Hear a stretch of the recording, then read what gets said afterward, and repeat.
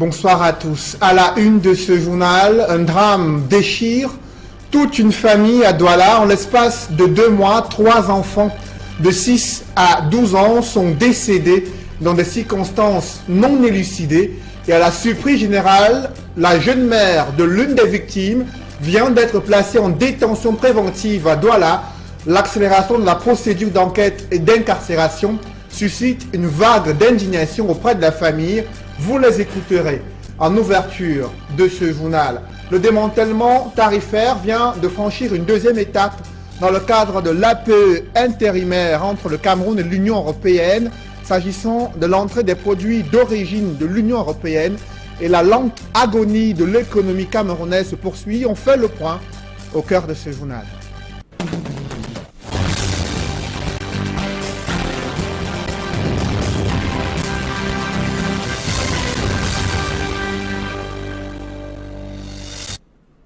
Merci de suivre cette édition complète de l'information sur Equinox Télévision.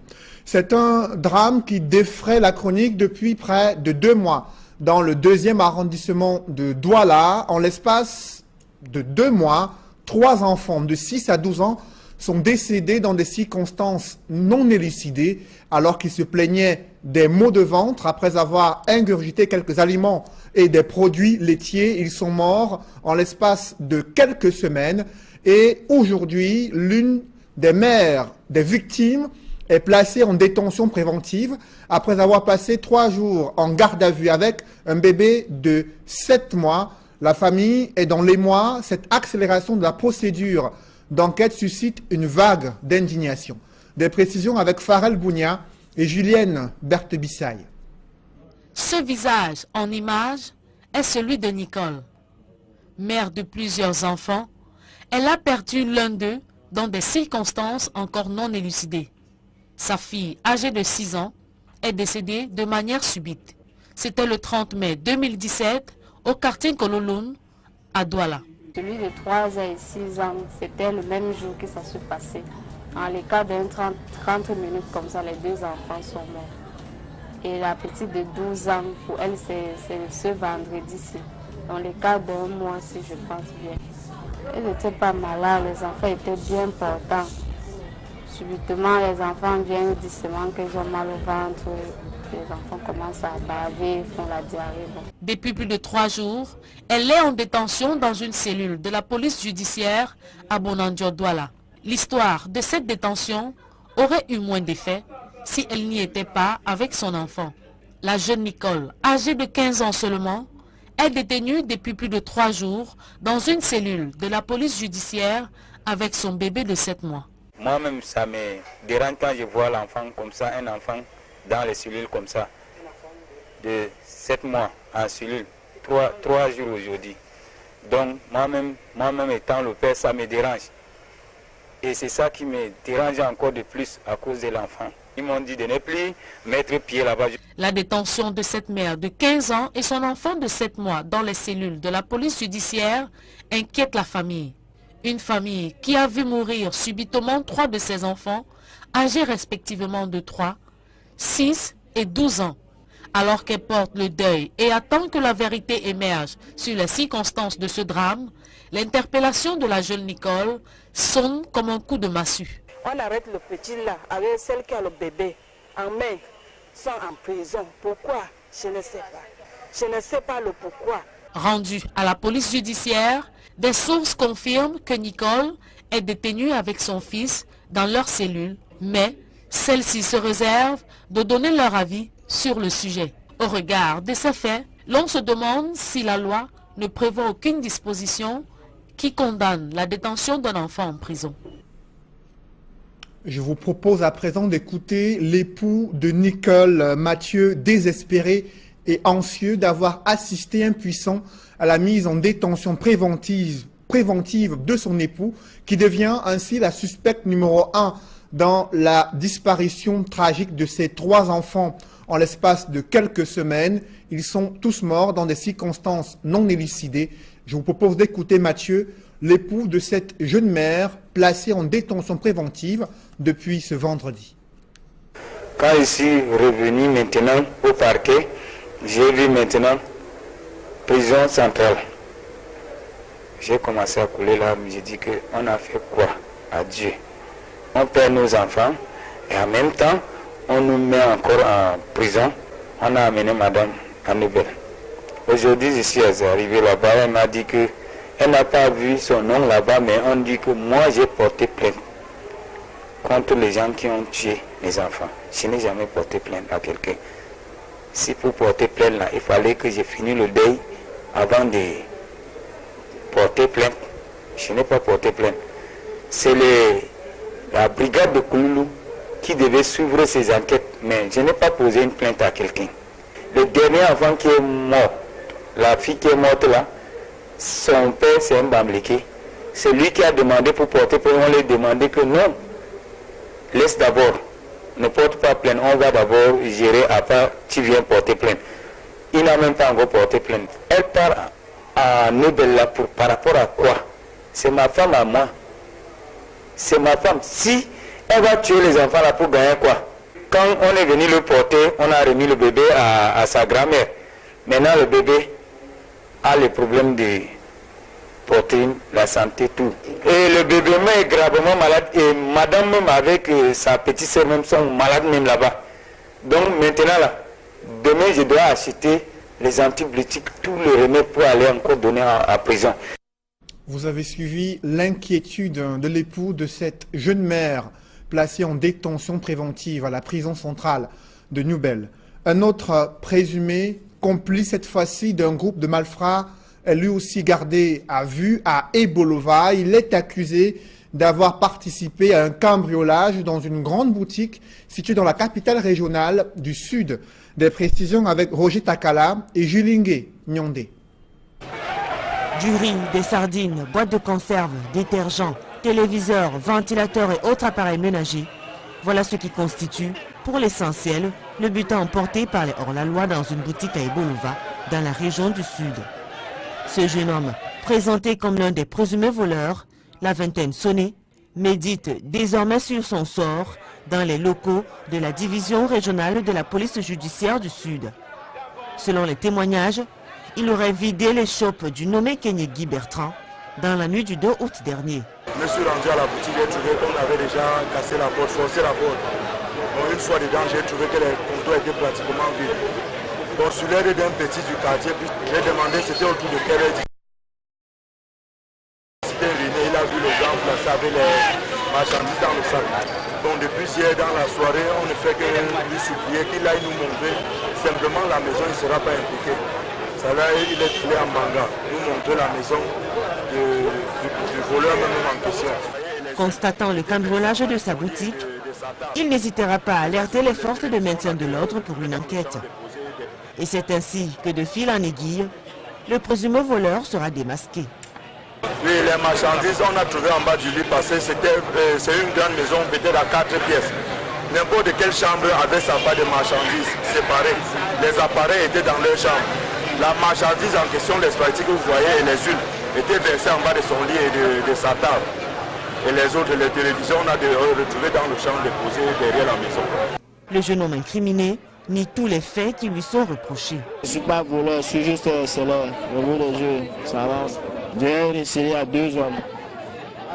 Oui, à 2 hommes que je maîtrise. Je ne connais pas leur nom, mais que je connais. Là, je le dis, je peux aider à la police à les récupérer. L'enquête se poursuit. C'est une fin de semaine particulièrement sanglante sur les routes du Cameroun. D'abord, ce carnage survenu dans la région de l'Ouest où un grave accident de la circulation s'est produit à Mbou, Bandjoun. Cet accident a fait 7 morts, une quarantaine de blessés. Un gros porteur d'une agence de voyage parti de Yaoundé pour Bafoussam, pour Bandjoun, a été fauché par un camion aux environs de 5 heures. Des sources sécuritaires relatent que le conducteur du camion impliqué dans cet accident fuyait justement un contrôle de police à l'entrée de la ville de Bafoussam. Il a refusé de s'arrêter au poste de police, roulant donc à vive allure. Il est entré en collision avec le bus gros porteur d'une agence de voyage. Les blessés sont sous soins intensifs à l'hôpital régional de Bafoussam. Ils ont reçu la visite du gouverneur de la région de l'Ouest, Awa Fonka Augustine, est allé s'enquérir de la situation. Un autre accident de la circulation a fait un mort à Douala. Un conducteur de mototaxi littéralement écrasé par un gros porteur ce matin au quartier Aquanor dans le 1er arrondissement de Douala. Selon des témoins, le conducteur de l'engin à 2 roues aurait voulu se frayer un chemin trop près du camion-citerne. C'est alors que son parasol de la moto s'est accroché au camion et qui a été traîné sur plusieurs mètres. Le chauffeur de la moto et son passager, selon les dernières informations. Restons à Douala où de vives tensions ont été observées dans le 5e arrondissement de la ville. Les habitants du bloc 9 à Makepe-Misoke sont aux abois. Ils dénoncent une tentative d'expropriation sur leurs terres évaluée à près de 12 000 mètres carrés qu'ils occupent depuis bientôt 30 ans. Une injonction de l'autorité administrative qui est la conséquence d'une décision de justice rendue en leur défaveur. Reportage Sylvestre Hippolyte Zangaou. Pancarte en main, regroupés comme des combattants, ces habitants du bloc 9 au quartier Makepe-Misoke à Douala crient leur désespoir. Installés ici depuis plus de 20 ans, ils ont reçu mardi dernier la visite du sous-préfet de Douala 5e, qui les somme de quitter les lieux. Cette descente de l'autorité administrative est conséquente à un litige foncier qui oppose ses habitants à un particulier devenu propriétaire de ce site de 4 975 mètres carrés. Nous sommes entrés dans ce quartier. Depuis 2000, il n'y avait même pas la roue pour entrer dans le quartier. Nous, on a porté la tête sur la tête pour marcher sur le roue avant d'aller verser. Je suis aussi aujourd'hui comme ça, mon cœur est tout fini. À cause de porter la terre tous les jours. Les petits enfants de 2 ans ont aussi ramassé la terre pour rembler le terrain. Aujourd'hui, on vient nous arracher le terrain comme nous n'avons rien à y voir. Comme le terrain est pour les autres. Alors qu'en achetant, en payant ce terrain, nous avons payé chez la famille Msongo. Ils nous ont dit que c'est une zone verte, que cette zone n'a pas droit à faire le titre foncier. Nous étions étonnés qu'en 2012, on est venu nous dire que le terrain est titré. Et nous n'avons pas su comment. On a fait pour donner le titre foncier. Alors comme les familles Msongo nous ont dit qu'il n'y a pas, que c'est une zone verte, on ne titre pas le marécage. Donc nous sommes dépassés. Nous supplions, s'il vous plaît, les autorités qui sont devant, aidez-nous. Aidez-nous. Quand on va nous casser lundi, on ne sait même pas où aller. Jean-Marie Tchakui, le sous-préfet de Douala 5e, affirme que sa rencontre avec les habitants du bloc 9 de Makepe-Misoke vise à les interpeller sur l'urgence de respecter la décision de justice rendue en faveur du nouveau propriétaire de ces terrains. Depuis plusieurs années, depuis plusieurs mois, ils ont été régulièrement notifiés par exploit d'huissier, eux tous. Et j'y suis descendu simplement dans une dernière explication pour leur faire comprendre qu'il n'y a plus rien à faire, ils doivent simplement partir. Et ils font semblant d'être surpris, mais ils sont parfaitement au courant de la situation. D'ailleurs, monsieur le préfet du département du Vouvray a déjà signé une réquisition à force publique pour assister ceux qui suivent la procédure.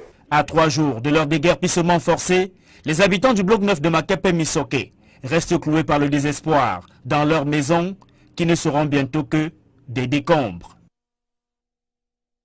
Un autre épineux problème, à 1 mois de la rentrée scolaire au Cameroun, des parents d'élèves ne se bousculent pas encore pour l'achat des fournitures scolaires. Les libraires se tournent les pouces entre les rayons de papeterie. C'est le constat que font François Dikoumet et Flavien Valodongo dans ce reportage. À Douala, des librairies et autres espaces marchands sont désormais aux couleurs des manuels scolaires. Seulement, la marchandise attend désespérément acheteurs. C'est encore timide. C'est encore timide. Très timide même. Quand vous voyez là, il n'y a pas d'influence. Même les listes déjà, vous voyez, c'est calme et tout. Tout est calme pour l'instant quand même. C'est vrai qu'il n'y a pas encore d'influence. De près, les rayons manquent d'espace. Presque tous les accessoires sont disponibles pour garnir le cartable d'un apprenant. On a déjà des cahiers de 32 pages à 288 pour les cahiers Afrique, 300 et 400 pages en format, petit format et grand format. Et on a également les cahiers des anglophones. Oui, les bics, les crayons, les gommes, les cols, les couleurs, les gouaches, tout, de la maternelle au secondaire carrément. Des salles de classe ne sont pas en reste, malgré l'indisponibilité des livres scolaires. Beaucoup de parents même qui devaient inscrire afin de venir prendre les prix ou bien faire les achats des fournitures scolaires. Ils n'ont pas de liste dans les écoles. Nous attendons plus que nous attendons la liste pour essayer de programmer les achats. Vous savez qu'aussi il faut savoir les prix sur le marché et savoir comment se comporter quand on fait les achats apparemment. Les libraires pointent un doigt accusateur sur les chefs d'établissement qui continuent de retenir la liste de ces manuels au programme en dépit de leur publication par les ministres en charge de l'éducation au Cameroun. Au-delà de l'absence des parents dans les librairies, les vendeurs espèrent un changement de la donne dans les jours à venir. On espère. C'est la rentrée scolaire, tous les enfants vont à l'école. On a foi que d'ici le 15 jusqu'à la rentrée, ils vont venir en grand nombre. À environ un mois de la rentrée scolaire, les parents ne se bousculent pas pour l'achat des manuels scolaires à Douala. Et les nouveaux manuels scolaires inscrits au programme se font rares dans la librairie. Les éditeurs sont pointés du doigt et des parents estiment que c'est un véritable casse-tête face à ce changement inattendu, selon des parents d'élèves, des programmes et des manuels scolaires pour la prochaine rentrée 2017-2018. Des précisions dans ce reportage signé Étienne Pascal Azégué.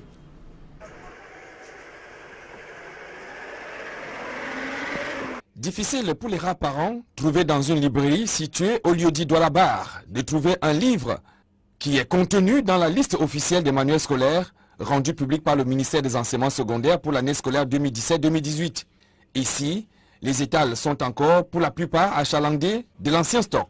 Présentement, c'est le manuel de l'année passée, de l'ancien stock que nous ayons au rayon. Nous ne sommes pas encore en possession de la liste définitive, dont je n'ai pas encore cette information. La raison de cette carence est toute trouvée. Pour les livres francophones, les éditeurs camerounais ont mis beaucoup de livres au programme, mais n'arrivent pas à produire ces livres.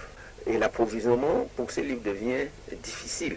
Certains parents d'élèves expriment toute leur surprise quand on leur parle de l'existence de nouveaux manuels scolaires pour la nouvelle année. Je serais contraint d'acheter un nouveau livre. Si c'est le cas, vraiment, je pense que ça ne sera pas vraiment regrettable. Je ne sais pas comment je ferais pour me débarrasser de ce que j'ai acheté. La liste officielle des manuels scolaires rendue publique par le ministère de l'Enseignement secondaire pour cette année a pourtant été signée au mois de juin, d'où toute la grosse interrogation que se posent les parents d'élèves. Bon, et les anciens que nous avons eu l'année passée là-dedans, c'est inutile maintenant, c'est plus changeable. Pour moi, ce n'est pas compréhensible qu'après avoir obtenu une liste de livres après inscription à l'institution scolaire, on obtient notre liste qui vient du ministère. Ça va se faire avant, peut-être même au mois de janvier pour la rentrée suivante. Libraires et parents d'élèves devraient encore prendre leur mal en patience en attendant que les différents fournisseurs puissent se manifester. Dans l'actualité ce vendredi, le démantèlement tarifaire franchit sa deuxième étape avec l'entrée de nouveaux produits d'origine européenne au Cameroun et c'est la lente agonie de l'économie camerounaise qui se poursuit selon des analystes économiques. Reportage Innocent Abega et Sylvestre Hippolyte Zangao. Les produits concernés par cette deuxième phase de l'accord étape se recrutent dans l'agroalimentaire, les produits pharmaceutiques, les produits chimiques et les véhicules d'occasion. Le large éventail englobe 917 produits européens qui bénéficient de 15% de frais de douane en moins à partir de ce 4 août 2017. L'accord d'étape dont il est question aujourd'hui traite justement de la création d'une zone de libre-échange entre l'Union européenne et le Cameroun. Ça veut dire quoi? Un espace économique dans lequel les biens et les articles des deux pays doivent pouvoir circuler en exonération de droits de douane. Ça veut dire que progressivement, les produits de l'Union européenne qui seront admis à entrer sur le marché camerounais et inversement ceux du Cameroun qui iront sur les pays de l'Union européenne devront bénéficier d'un dégrèvement, d'un allègement des droits de douane, mais c'est un démantèlement qui est naturellement progressif. Si l'effectivité de la seconde phase de ces accords de partenariat économique peut réjouir les importateurs des produits concernés au niveau des douanes camerounaises, le manque à gagner est important. En même temps, certains importateurs bénéficient des produits un peu moins chers en fait, plein de produits vont coûter un peu moins cher, mais rapporteront naturellement beaucoup moins aux caisses de l'État, qui lui-même, aujourd'hui, peine massivement à trouver des financements pour terminer ses projets structurants, etc. Parce qu'en fait, il y aura donc moins de droits de douane appliqués sur ces produits, ce qui devrait être à l'avantage du consommateur. Même si, d'un autre côté, on peut se dire, ben écoutez, ça pourrait peut-être étouffer l'industrie locale qui est naissante, qui voudrait également se déployer sur les mêmes secteurs, notamment l'agroalimentaire. Le démantèlement va se poursuivre jusqu'en 2029 et se fera sur la base d'une fréquence lente, étalée sur une durée de 7 ans, suivant un respect progressif du droit de douane à 15% par an. Une question taraude de l'esprit de nombreuses féministes. Pourquoi le leadership féminin et la participation active à la vie politique intéressent très peu de femmes camerounaises? Certaines expertes pensent qu'il s'agit d'un manque de conscience, mais aussi d'un manque de croyance en leurs propres capacités. Un séminaire est organisé à cet effet dans la capitale économique du Cameroun pour faire prendre conscience aux femmes de la capacité à s'engager dans le leadership féminin, mais aussi dans la politique. Reportage, Étienne Pascal Azégué. La promotion des femmes au poste de responsabilité à compétences égales avec celle des hommes reste faible au Cameroun. Tenez par exemple sur le plan politique, sur 280 postes au Parlement, seulement 65 reviennent aux femmes, soit 54 à l'Assemblée nationale et 21 au Sénat. Il y a donc urgence à ce que les femmes prennent conscience pour les échéances à venir au Cameroun. Oui, c'est une priorité d'encourager les femmes non seulement à s'inscrire sur les listes électorales, mais de prendre les devants, comme je vous disais, donc pour celles qui peuvent convaincre, qu'elles puissent être tête de liste, pourquoi pas, et se faire et convaincre. L'agente féminine propose elle-même quelques stratégies qui pourront permettre à changer la donne en 2018, année électorale au Cameroun. Et ce qu'on peut leur suggérer, c'est de se battre avec les mêmes armes que les hommes, bien sûr, mais d'essayer davantage de tenir compte de leurs atouts. Il faut que chaque personne se soumette aux petites diligences à faire. Ça veut dire aller également présenter sa carte le jour du vote, aller voter. Conscient du fait que la route vers l'égalité des genres dans tous les domaines de la vie nationale au Cameroun soit longue, des points focaux genre sont mieux outillés dans la région du littoral. Les points focaux genre sont d'abord des leaders, ce sont des interfaces entre le ministère et puis leurs différentes structures. Mais ça n'empêche que pour celles qui animent aussi des associations qui forment et qui mobilisent d'autres femmes, le message est passé pour amener les femmes à s'inscrire davantage sur les listes électorales.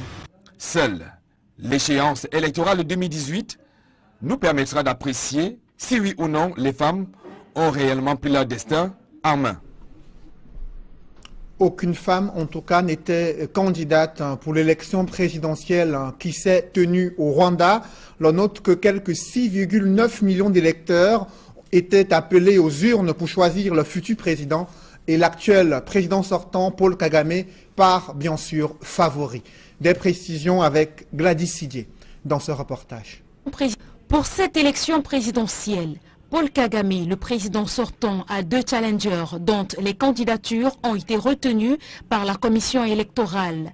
Frank Habineza du Democratic Green Party et Philippe Paimana, candidat indépendant. Selon la constitution rwandaise, Paul Kagame, au pouvoir depuis 1994, n'était pas censé briguer un 3e mandat en 2017. Mais une révision constitutionnelle opérée par son parti en 2015 et approuvée par référendum malgré les critiques, a ouvert la voie à sa réélection cette année et potentiellement à son maintien au pouvoir jusqu'en 2034. Près de 7 millions d'électeurs inscrits ont à départager les 3 candidats en lice pour ce scrutin présidentiel. Si le vote n'est pas obligatoire, il est du moins fortement encouragé. Les Rwandais de la diaspora se sont eux aussi pressés dans les isoloirs pour départager les 3 candidats. Ils ont voté jeudi avec pour la plupart un choix déjà bien arrêté. Tous évoquent le génocide de 1994 et ont un désir, la poursuite de la stabilité au Rwanda. Les 2343 bureaux de vote repartis à travers le pays ont fermé à 15 heures. Les résultats provisoires ne devraient pas être annoncés avant samedi. Comment s'est déroulée cette journée de vote au Rwanda avec le président Paul Kagame et ses différents challengers? On voit tout cela avec nos confrères de ReNews. Près de 7 millions de Rwandais ont voté ce vendredi pour une élection présidentielle sans grand suspense. Le chef de l'État sortant, Paul Kagame, du Front patriotique rwandais, est archi-favori. Il a déposé son bulletin dans l'urne ce matin dans une école du centre de la capitale, Kigali. Ces deux adversaires se sont aussi rendus aux urnes. Il s'agit du candidat indépendant Philippe Mpayimana et de Franck Habineza, ici à l'écran, représentant du Parti démocratique vert, la seule formation d'opposition tolérée. Ces deux candidats sont des quasi-inconnus du grand public et ont bénéficié de moyens dérisoires durant la campagne. Certains bureaux de vote ont vu se former de longues files d'attente à leurs portes. Les résultats ne sont pas attendus avant ce samedi. Mesdames, Messieurs, c'est la fin de ce journal. Restez sur Equinox Télévision pour suivre le plus grand rendez-vous de l'économie consacré cette fois-ci à l'exécution du budget d'investissement public au Cameroun, mais aussi les dysfonctionnements de la décentralisation dans l'un des départements les plus enclavés du Cameroun, le département du Cam, avec comme invité le maire de Yabassi qui dénonce justement l'abandon de l'arrière-pays au Cameroun. Il est l'invité de Tendance économique à suivre juste après ce journal. Bonne soirée sur Equinox Télévision. De l'époux de cette jeune mère placée en détention préventive à la prison centrale de Nouvelle. Un autre présumé, complice cette fois-ci d'un groupe de malfrats, est lui aussi gardé à vue à Ebolova. Il est accusé d'avoir participé à un cambriolage dans une grande boutique située dans la capitale régionale du Sud. Des précisions avec Roger Takala et Julingue Nyondé. Du riz, des sardines, boîtes de conserve, détergents, téléviseurs, ventilateurs et autres appareils ménagers. Voilà ce qui constitue, pour l'essentiel, le butin emporté par les hors-la-loi dans une boutique à Ebolova, dans la région du Sud. Ce jeune homme, présenté comme l'un des présumés voleurs, la vingtaine sonnée, médite désormais sur son sort dans les locaux de la division régionale de la police judiciaire du Sud. Selon les témoignages, il aurait vidé les chopes du nommé Kenyé Guy Bertrand dans la nuit du 2 août dernier. Je me suis rendu à la boutique, j'ai trouvé qu'on avait déjà cassé la porte, forcé la porte. Donc une fois dedans, j'ai trouvé que les comptoirs étaient pratiquement vides. Donc sur l'aide d'un petit du quartier, j'ai demandé c'était autour de quelle heure. Il a vu les gens placés avec les marchandises dans le sac. Donc depuis hier dans la soirée, on ne fait que lui supplier qu'il aille nous montrer. Simplement la maison, il ne sera pas impliqué. Ça là, il est trouvé en manga. Nous montrer la maison du voleur même en question. Constatant le cambriolage de sa boutique, il n'hésitera pas à alerter les forces de maintien de l'ordre pour une enquête. Et c'est ainsi que de fil en aiguille, le présumé voleur sera démasqué. Dans les cellules comme ça, de 7 mois en cellule, 3 jours aujourd'hui. Donc moi-même étant le père, ça me dérange. Et c'est ça qui me dérange encore de plus à cause de l'enfant. Ils m'ont dit de ne plus mettre pied là-bas. La détention de cette mère de 15 ans et son enfant de 7 mois dans les cellules de la police judiciaire inquiète la famille. Une famille qui a vu mourir subitement 3 de ses enfants, âgés respectivement de 3, 6 et 12 ans. Alors qu'elle porte le deuil et attend que la vérité émerge sur les circonstances de ce drame, l'interpellation de la jeune Nicole sonne comme un coup de massue. On arrête le petit là avec celle qui a le bébé en main, sont en prison. Pourquoi? Je ne sais pas. Je ne sais pas le pourquoi. Rendu à la police judiciaire, des sources confirment que Nicole est détenue avec son fils dans leur cellule, mais celle-ci se réserve de donner leur avis sur le sujet. Au regard de ces faits, l'on se demande si la loi ne prévoit aucune disposition qui condamne la détention d'un enfant en prison. Je vous propose à présent d'écouter l'époux de Nicole, Mathieu, désespéré et anxieux d'avoir assisté impuissant à la mise en détention préventive préventive de son époux, qui devient ainsi la suspecte numéro 1 dans la disparition tragique de ses 3 enfants en l'espace de quelques semaines. Ils sont tous morts dans des circonstances non élucidées. Je vous propose d'écouter Mathieu, l'époux de cette jeune mère placée en détention préventive depuis ce vendredi. Quand je suis revenu maintenant au parquet, j'ai vu maintenant prison centrale. J'ai commencé à couler là, j'ai dit qu'on a fait quoi à Dieu? On perd nos enfants et en même temps, on nous met encore en prison. On a amené madame à Nouvelle. Aujourd'hui, je suis arrivé là-bas, elle m'a dit qu'elle n'a pas vu son nom là-bas, mais on dit que moi j'ai porté plainte contre les gens qui ont tué mes enfants. Je n'ai jamais porté plainte à quelqu'un. Si pour porter plainte là, il fallait que j'ai fini le deuil avant de porter plainte. Je n'ai pas porté plainte. C'est la brigade de Kouloulou qui devait suivre ces enquêtes, mais je n'ai pas posé une plainte à quelqu'un. Le dernier enfant qui est mort, la fille qui est morte là, son père c'est un Bamléké. C'est lui qui a demandé pour porter plainte. On lui a demandé que non, laisse d'abord, ne porte pas plainte, on va d'abord gérer, à part tu viens porter plainte. Il n'a même pas encore porté plainte. Elle part à Nobel là par rapport à quoi? C'est ma femme à moi. C'est ma femme. Si elle va tuer les enfants là pour gagner quoi? Quand on est venu le porter, on a remis le bébé à sa grand-mère. Maintenant le bébé a les problèmes de poitrine, la santé, tout. Et le bébé est gravement malade et madame même avec sa petite sœur même sont malades même là-bas. Donc maintenant là, demain je dois acheter les antibiotiques, tout le remède pour aller encore donner à prison. Vous avez suivi l'inquiétude de quelques aliments et des produits laitiers. Ils sont morts en l'espace de quelques semaines.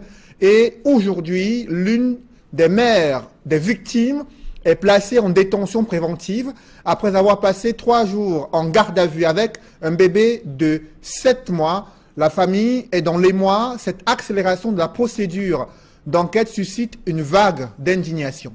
Des précisions avec Farel Bounia et Julienne Berthebissaille. Ce visage en image est celui de Nicole. Mère de plusieurs enfants, elle a perdu l'un d'eux dans des circonstances encore non élucidées. Sa fille, âgée de 6 ans, est décédée de manière subite. C'était le 30 mai 2017 au quartier Kololoun, à Douala. Celui de 3 et 6 ans, c'était le même jour que ça se passait. En l'écart d'un 30 minutes comme ça, les 2 enfants sont morts. Et la petite de 12 ans, pour elle, c'est ce vendredi-ci. Dans l'écart d'un mois, si je pense bien. Elle n'était pas malade, les enfants étaient bien portants. Subitement, les enfants viennent doucement qu'ils ont mal au ventre. Les enfants commencent à baver, font la diarrhée. Bon. Depuis plus de 3 jours, elle est en détention dans une cellule de la police judiciaire à Bonandio-Douala. L'histoire de cette détention aurait eu moins d'effet si elle n'y était pas avec son enfant. La jeune Nicole, âgée de 15 ans seulement, est détenue depuis plus de 3 jours dans une cellule de la police judiciaire avec son bébé de 7 mois. Moi-même, ça me dérange quand je vois l'enfant comme ça, un enfant.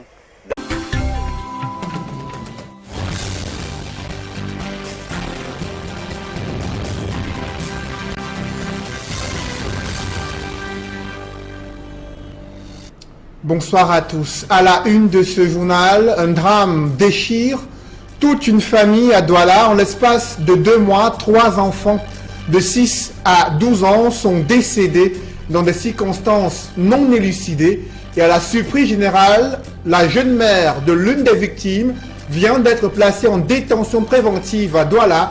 L'accélération de la procédure d'enquête et d'incarcération suscite une vague d'indignation auprès de la famille. Vous les écouterez en ouverture de ce journal.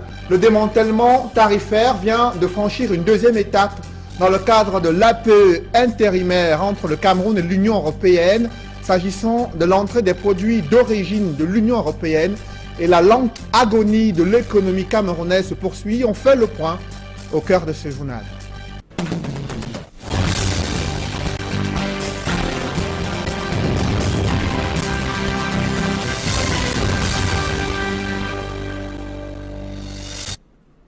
Merci de suivre cette édition complète de l'information sur Equinox Télévision.